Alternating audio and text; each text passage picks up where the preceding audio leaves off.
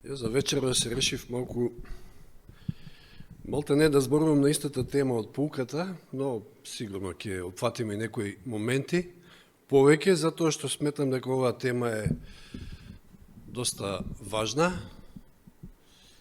и се надевам дека пред се ќе се охрабриме, затоа што словото е пред се, па и овој случај со Мојсей пред фараонот е за да се охрабриме.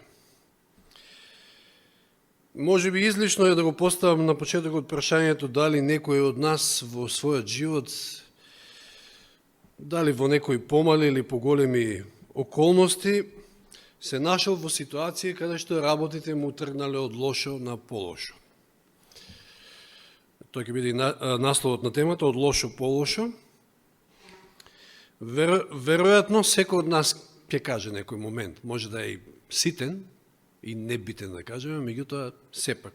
Па дури глобално, ако погледнеме, можеме да кажеме дека светот глобално и ситуацијата во светот на секое ниво оди од лошо на полошо. Така да тоа не може да не засегне и нас во некоја област од нашето живење. Значи, Излез 5 глава е токму таков еден случај, каде што, Мојсей предходно е повикан, иако не радо, но тргнал на оваа неверојатно голема задача за него, голем предизвик, да го изведе Израел, израелскиот народ, од многу вековното, може да кажеме, многу долгото робство во Египет, дури 400 години. И ќе си речеме, па супер, значи, сигурно ќе биде еден славен момент, конечно, после 400 години, доаѓа бел ден и за израелците, но видовме денес од пуката дека работите не одат баш така, секојаш. И не само почетокот што бил тежок, туку знаеме дека темата некако ќе офатам повеќе од правец на Мојсей како водач, и тука ќе влечеме поуки од тие негови предизвици. Значи, знаеме дека Мојсей подоцна во оние додатни 40 години низ пустината и тоа како ќе се напати со израелскиот народ пред се. И ред ситуации, иако ќе има и многу славни моменти, како да речеме, од неодамно зборуваше Јани за Црвеното море, еден од најубавите моменти, можеби, во неговиот живот, и тоа е избавување, но имало и многу други не така убави моменти. Значи, во 5 глава, како што и денес видовме, Мојсей и Арон се појавуваат пред фараонот и бараат народот да биде ослободен и на 3 дена, како што вели овде, нели? И фараонот, односно, наидуваат, на голем отпор кај фараонот. Кој е тој Господ? Кој е тој ваш Бог? Овде, јас сум Бог. А и како би го познал овој фараон, нивниот Господ, кога, знаете, 400 години, како ништо да не се случува? Како да го нема Господ? Како некојаш во нашите животи, кога долго чекаме на исполнување некои наши молитви и како да го нема Господа. И не само тоа, туку што се случува да, како реакција на тоа нивно барање, им се отежнува животот на израелците. Стана уште потежок. Кај робови, без, значи, со некои, може, минимални права. Знаеме, не е тоа Израел кој што бил на почетокот, значи во времето на Јосиф. Сега е сосема поинаква ситуацијата. Тие се обични робови. И што се случува? Ситуацијата се отежнува до тој степен што наредено име да прават исто количество на цигли, на плитари, како се вели овде, но со тоа што тие сега самите ќе си ја бараат плевата или сламат. И практично немале време и не можеле да постигнат и се наоѓаат во една незавидна ситуација. Работите, значи, тргаат од лошо кон полошо. И да често пати се случува во нашите животи, некојаш можеби очекувајќи баш во моменти кога очекуваме Господ да реагира, значи да се јави, да исправи некои работи, да го порамни теренот пред нас во нашиот живот, одеднаш работите тргнуваат на полошо, во спротивен правец или надолу.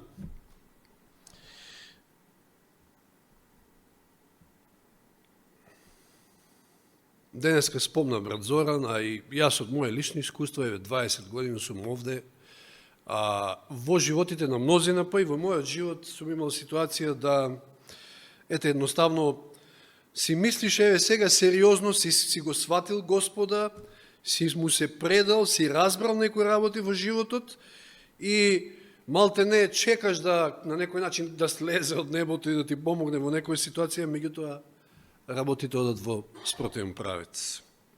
И состојбата стана уште потешка. И тоа може да биде во различни области од нашиот живот, дали во бракот, дали со децата, дали на работа, дали во финансии, дали со здравието. И сето тоа може човека да го обесхрабри. Што е клучното во случајот со Мојсей? Еве што Бог го учи Мојсей, сака да го научи и Мојсеја и нас денес во еден ваков момент. Во кратки црти Бог ќе го научи Мојсеја да се фокусира на него, на Господа. Кога работите одат од лошо на полошо, мора да се фокусираме на Бога.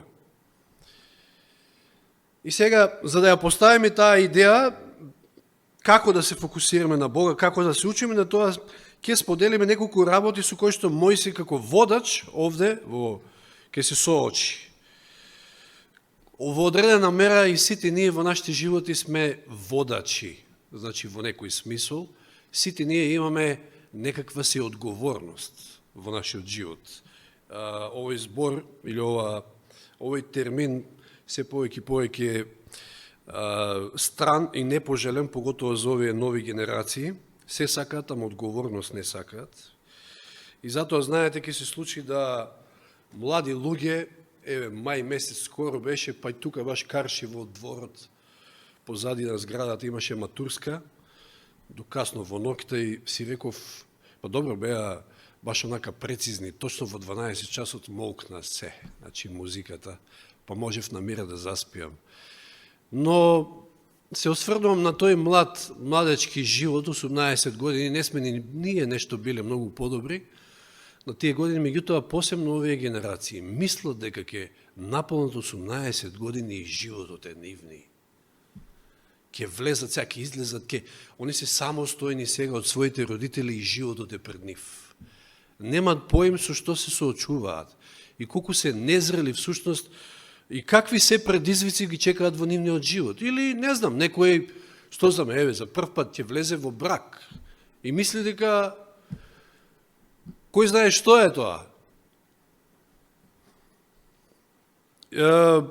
Кој знае какви очекувања има? Ќе видиме неколку дилеми со кои што се соочил Мојсей овде како водач, низ кои што ќе се поучиме всушност како да се справуваме во едни вакви ситуации. Пред известно време, не знам која поука беше, дали првата или втората, се осврнавме на неговиот повик. И забележавме дека Мојсей не беше спремен за една ваква задача. Односно, едноставно беше неволен да го води израелскиот народ, да го изведе за таа задача. И затоа и беа тие негови изговори. Значи, дел од причината за тие изговори беше човекот свати како е сериозноста на овој негов повик. Свати дека ова е нешто преголемо за него. Замислите си, и тој самиот, значи, се обиде во своја сила претходно да, откако свати, нели, и не можеше да поднесе како неговиот народ беше толку многу, значи, потлачен во туѓа земја, се обиде во своји сили, потоа мораше да избега, па 40 години беше на тренинг, така да кажам, подготовка за оваа мисија и повторно не се чувствува за вистинскиот човек и спремен за една ваква голема задача. И навистина предизвикот е голем. Кога ќе имате во предвид 400 години статус кво. И сега одеднаш Господ вас ве повикува, вие да го смените тоа статус кво. Таа ситуација. Не е, апсолутно не е едноставно. Апсолутно.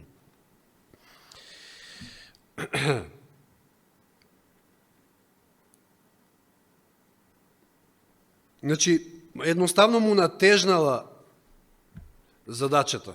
Преголема. Спомнав претходно, точно е дека ќе има прекрасни моменти во неговиот живот во наредните 40 години низ пустината со Израел, меѓутоа ќе има и страшни околности и падови. Се сеќавате во една ситуација, да, точно, тој се зазема за народот во една ситуација, меѓутоа во друга ситуација му дошло преку глава се, си рекол, нека фати Господ, нека уништи се. Замисли си 40 години со таков народ. Постојано некој да се жали за нешто. И постојано, ова му било само почетокот. Мојсе, ти си крив. За се нешто Мојсе е крив. Меѓутоа, знаете што, и некојаш доаѓа такви ситуации кога човек ќе се изфрустрира и затоа што е преоптоварен од задачата што ја носи, она што го носи на своите плеки. Но што забележуваме во Библијата? Сите оние великани, сите оние силни луѓе, секој оној Божи слуга што Господ го употребил, остварил нешто големо, но никој од нив не поменал така, туку сите се соочиле со големи предизвици. И огромно и противење често пати. Значи, заради повикот што бил огромен, ова е една дилема за Мојсија, едно од дилемите. Пак ќе се навратам на оној момент. Значи, 400 години евреите едноставно се соживеале со својата улога. Тие се робови, над себе имаат господари. Господ како да го нема. Ништо не се менува со години. Јас предходно малку во разговор спомнав, ние имавме 2 години корона, односно, ајде, 2-3 месеца она почетокот што беше, па не доаѓавме во црква, па знаете, тоа на некој начин се одрази. И генерално може да кажеме дека таа корона направи негативно влијание врз верништвото, не само во Македонија овде, насекаде и не само во Адвентистичка црква. Ви кажував на некој од вас, со Столе, пасторот во Евангелска црква, зборев и тој самиот се жалеше. Секаде е на некој начин намален бројот на верници. Значи една корона, 2 години на криза, може да замислите 400 години. Ни црква виделе, ни ништо, ни сабот. И сега Мојсе е тој кој што треба сето тоа да го смени, преку него Господ. Не било едноставно.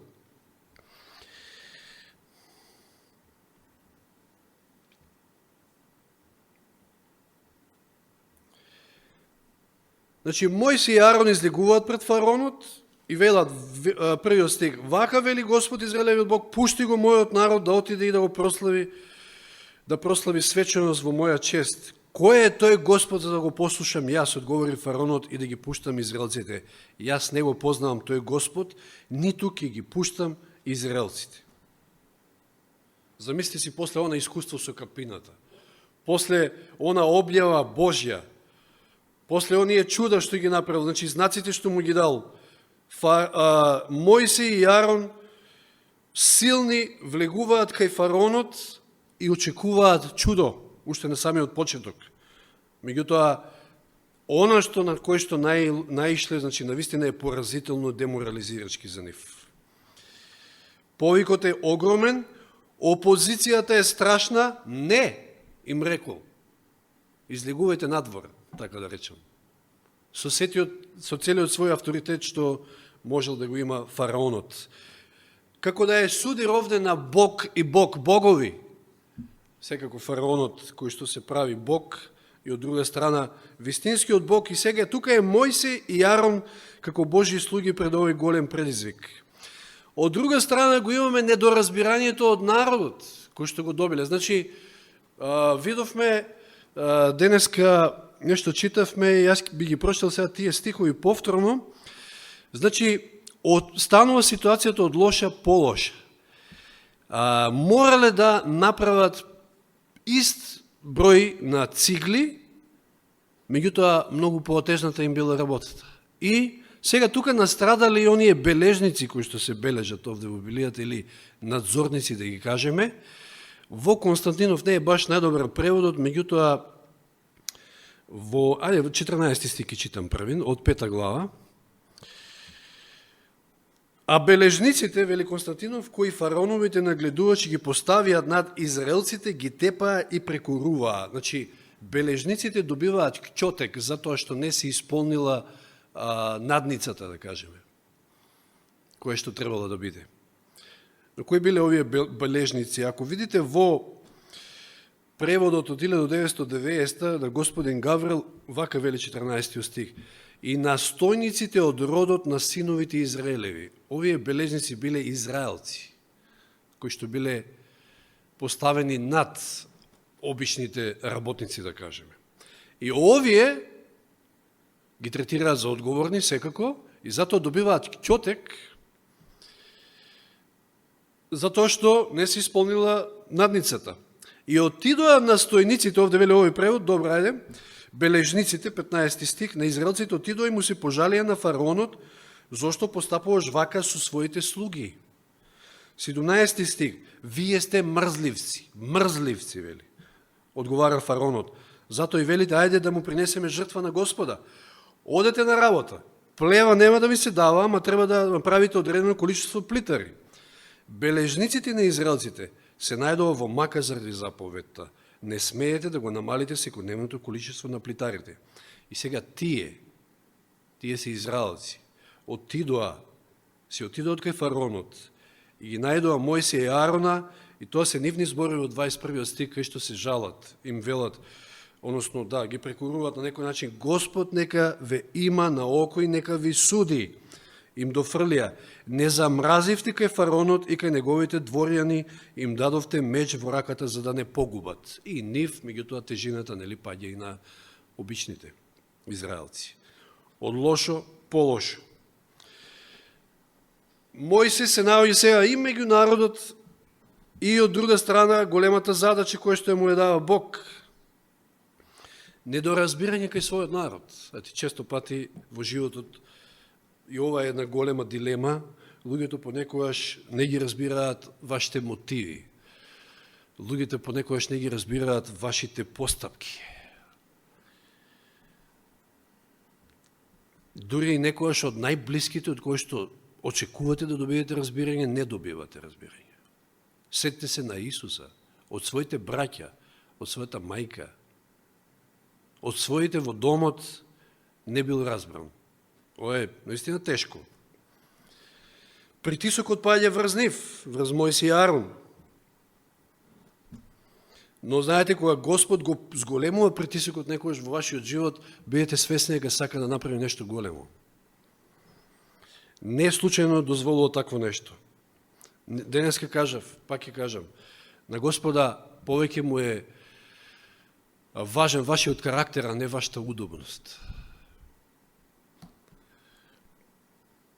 И кога Господ го зголемува притисокот, кога ја зажарува повеќе ситуацијата, да кажеме, тоа значи дека прави нешто.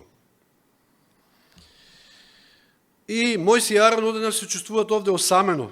И тоа е дел од дилемата. Има уште една дилема. Мојсей, во 22 стих вели, Мојсей се врати при Господи и рече, зошто Господи му нанесува штета на својот народ? А како Мојсей може да мисли дека Господ нанесува штета? Дали Господ некојаш нанесува штета? Дали Господ некојаш ни нанесува штета во живот? Ова е сосема погрешно. Меѓутоа, знаете, тоа е во оган меѓу две страни, значи, видите, зошто Господ му нанесува штета на својот народ? Мојсей е распнат некако се бори меѓу љубовта кон својот народ и љубовта кон Бога. Ова не е едноставно, ако помислите. Истиот тој Мојсей, кој што ќе се застапува за израелците, истиот тој кој што дигнал нож, да кажам, против египетците, откако разбрал дека и тој самиот е евреин. Или Евреите 11 глава, оние прекрасни зборови за кои што им Јан изборуваше од неодамна. Преку вера Мојсей, значи 24-25 стих читаме Евреите. Преку вера Мојсей кога порасна одби да го нарекуваат син на фараоновата ќерка и со поголема желба сакаше да страда заедно со Божиот народ, отколку да се насладува за кратко време на гревот. И Мојсей е меѓу борбата, значи со љубовта кон Бога, што има и љубовта кон својот народ. Но греши во констатацијата дека Господ е оној кој што им прави зло на своите луѓе. Господ тоа никогаш не го прави. Може околностите да налагаат такво нешто, меѓутоа тоа е на фундаментална грешка. Никогаш Господ не прави зло. Кој е виновниот во случајов? Па лично фараонот е виновен за отежнатата ситуација. Воопшто не е Бог. Господ го дозволил тоа, меѓутоа тоа е сосема друго. Не можете Господа да го обвините. Веројатно сте слушнале, и јас често пати знам да слушнам, односно ретко ќе слушнете од луѓето е да речат луд сум му на ѓаволот. А најчесто што ќе слушнете? Луд сум му на Бога. Сте го слушнале тоа? А може би не некој сме го изговориле. А зошто? А Господ никогаш не прави зло. На своите деца поготово? Не. Господ може да дозволил, ама тоа е веќе друго, со причина, но Господ никогаш не прави зло. Една од поголемите дилеми овде и на кое што сакам да се задржам е влошувањето на околностите, значи кои веќе малку погоре ги спомнавме. Во 23 стих вели: откако јас стапив пред фараонот и му проговори во твое име, тој постапува уште полошо со овој народ. Значи Мојсей му се обраќа на Господа. Потоа ќе го видиме вториот дел од стихот, кој што исто така е веројатно ради Мојсеевото неискуство и непознавање се уште доволно на Бога. Од лошо станува полошо. Но денеска спомнав, најтемно е пред да се зазори. И не очајувајте, ако во вашиот живот така течат работите, не заборавајте дека Господ има контрола над се. И тој понекогаш дозволува да одат така работите, зошто? За да се покаже во поголема своја сила. Замисли си да Господ дозволеше фараонот одма да клекне и да рече: ајде, одете си. Но не, ќе видиме еве во следната поука и понатаму, како Господ се прослави. Како на моќен начин се прослави. Значи, тој дозволува некојаш од лошо полошо за да се прослави. Видете, внимавајте сега што велеле вајд во Патриарси и пророци. Овој цитат многу внимателно ќе го разгледаме. Евреите очекувале, така и Мојсей очекувал, да бидат ослободени без никакво посебно испитување на нивната вера или без какви и да е страдање и тешкотии. Јас денеска кажав, како можете да очекувате да ве ослободи некој кој што има корист од вас? Така лесно.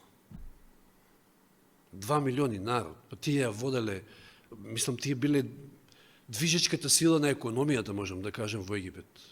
Робови без никакви права или минимални права. И царот да рече, сте посакале 2-3 дена, па после ќе му ја дувнете, нели? Да рече: ај, одете си. Нема шанси. И не мора тоа да е само финансиска помош. Видите, живееме во 21 век, луѓе. Ја не знам какво е вашето искуство. 21 век. Денеска многу малку луѓе прават нешто, а да не е тоа во нивен личен интерес. Такви се бројат на прсти. И, за жал, тоа е во црквата ситуација, да не збориме за светот. Секој гледа да има некоја корист. И можете да паднете многу лесно во заблуда. Да читаме понатаму цитатот, ќе видите на што мислам. Но тие уште не биле подготвени за ослободување, не биле спремни за слобода. Видите, сум зборувал, најсилниот порив кај човекот е поривот за слобода. Тоа е најсилното нешто. Никој не сака да биде роб, да биде угнетуван и така натаму. Но тие не биле спремни. Во што била нивната неспремност?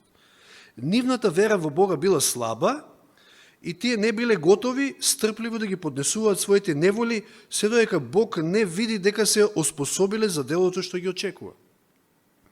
Мнозина од нив побрзо би се согласиле да останат во робство, отколку да се изложат на тешкотиите поврзани со преселбата во една непозната земја. Не биле како Аврам. Тука ни е убаво, 400 години се навикнале, од кај да знаеме сега што ќе очекуваме таму? Тука ни е супер. Не дека е супер, ама тераат со години, со генерации. Не знаеш што ги очекува таму.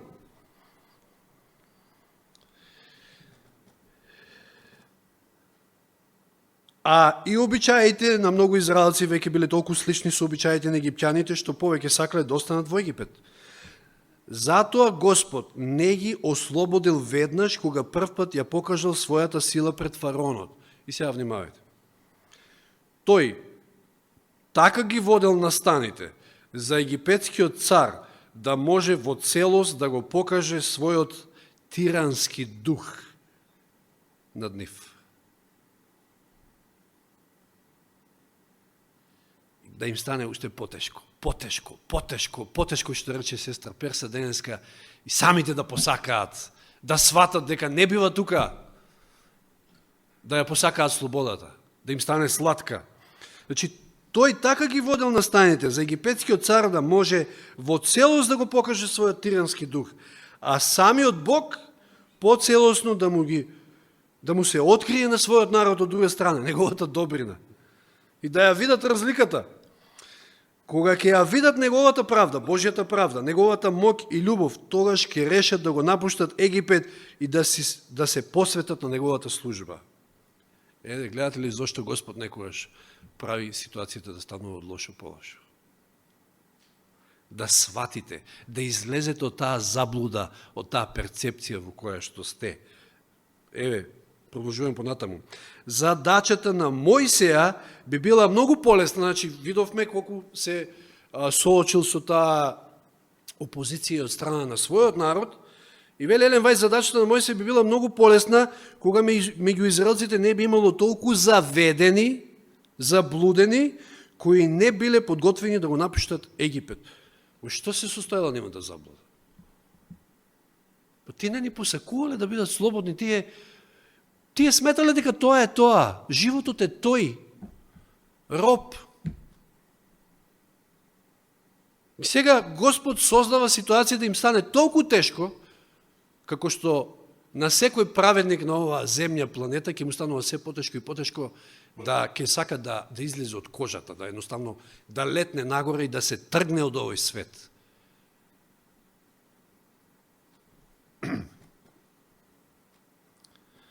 Знаете, неодамна зборував, иако за фарисеите тоа се однесуваше, меѓутоа, кога човек е заведен или заблуден, може да се каже со оној опис, очите му се широко затворени. И сега процесот не е мал и не е краток и е доста тежок од состојба на очи широко затворени да дојдете во ситуација на очи широко отворени.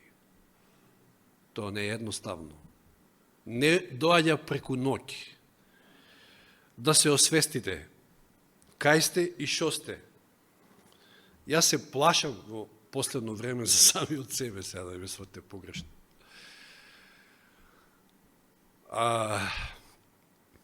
Слушајте, Андреј и сите.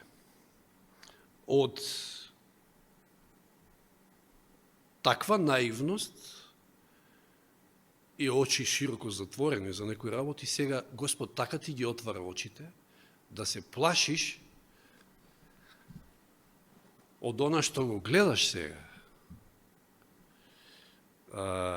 И од луѓе со кои си бил заблуден, сега одеднаш дури ти стануваат толку лесно предвидливи. Значи, толку Господ ќе ти ги отвори очите некојаш. Ама тоа е слободата. Меѓутоа, не си бил спремен за таа слобода порано, него требало да помине тој процес, да ти стане толку тешко за самиот да посакаш да се ослободиш и со Божја помош и да се отворат очите за многу работи. И сега да ги прецепираш многу поинаку.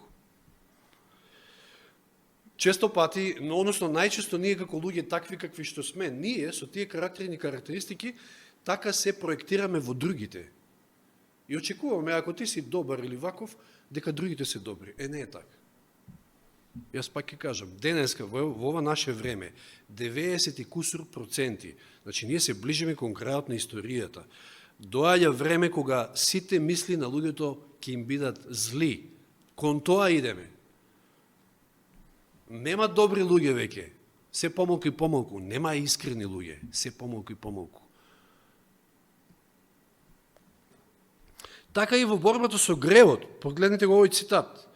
Поканата на Христос до сите нас е повик кон живот, на мир и почивка. Значи, кога вели, дојдете, сите што се натоварени, обременените, јас ќе ви дадам почивка, одмор. Повик кон живот на мир и почивка, живот на слобода и љубов и кон богато наследство во идниот бесмртен живот. Не треба да се плашите ако овој пат кон слободата води низ борби и страдања. Па како поинаку? Па кој добил слобода туку така? Ајде, еве, сетете се и на нашата македонската историја. Колку крв се пролеало за да се дојде до слободата. Да се доаѓа така лесно. И видите што вели Елен Вајд, слободата што ќе ја уживаме ќе биде толку поскапоцена затоа што сме направиле жртви за да ја добиеме. Затоа е толку сладка. Имаше една мисла која што вели кога гревот ќе ти стане горчлив како пелин, тогаш Божјата благодат ќе ја доживееш толку сладка како мед. Самиот Павле во 7 глава Римјаните, знаете, онаа негова борба, што вели, откако сватил, претходно бил во заблуда, претходно мислил дека е супер пред Господа, во онаа фарисејска заблуда, со очи широко затворени, може да кажеме, за клучните вистини, за спасението, нешто што е најбитно. Потоа Господ му ги отвара очите преку законот, преку 10-та заповед, вели таму. Но, што вели таму еден клучен момент, гревот ми стана прекумерно грешен. Пелинот, го осетил пелинот. За да потоа ја цени слободата, да го цени Спасителот. Тоа и го кажува во овој цитат Елен Вајд. Значи, вели, слободата што ќе ја уживаме, ќе биде толку поскапоцена, затоа што сме направиле жртви за да ја добиеме. Мирот што го надминува секој разбирање, ќе не чини битки со силите на темнината, тешки борби против себичности и внатрешните гревови. Не можеме вистински да го цениме нашиот искупител, доека не го видиме со окото на верата како допира до самите длабочини на човечката беда, земајќи ја врз себе човечката природа, способноста да страда и преку страдањето изразувајќи ја својата божествена сила за да ги спаси и подигне грешниците во заедништво со себе. Зошто имаме толку мала свест за гревот? Зошто толку малку покаяние? Затоа што не се приближуваме до крстот Христов. Совеста се стврднува поради измамливоста на гревот, затоа што остануваме далеко од Христос. Размислите за капетанот на нашето спасение.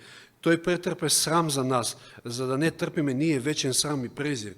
Тој страдаше на крстот за милоста да му биде дадена на паднатиот човек. Божјата правда е зачувана, а виновниот човек е простен.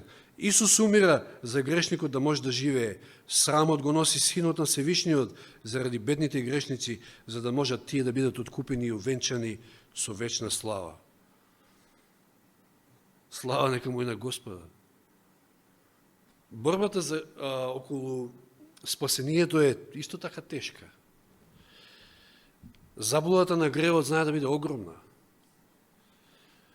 Но и затоа Господ некојаш дозволува во нашиот живот да станува ситуацијата од лоша на полоша. Меѓутоа, тука не завршуваме ни денеска со пуката, но и вечерва, еве, иако времето ме гази, ќе завршам со оној момент во 6 глава, кога Господ го охрабрува Мојсија и што му вели, скоро ќе видиш како ќе постапам. Значи, скоро имплицира, може сега си во најтемната доба од ноќта, но после следи зората.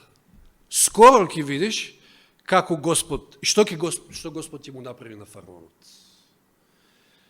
И да не редиме, тоа и денес некако го уфативме, Господ го подсетува на заветот, Господ му потврдува и му вели дека ќе ги избави, дека ќе го прими за свој народ, дека ќе ги насели во ветената земја, тоа се Божите ветувања.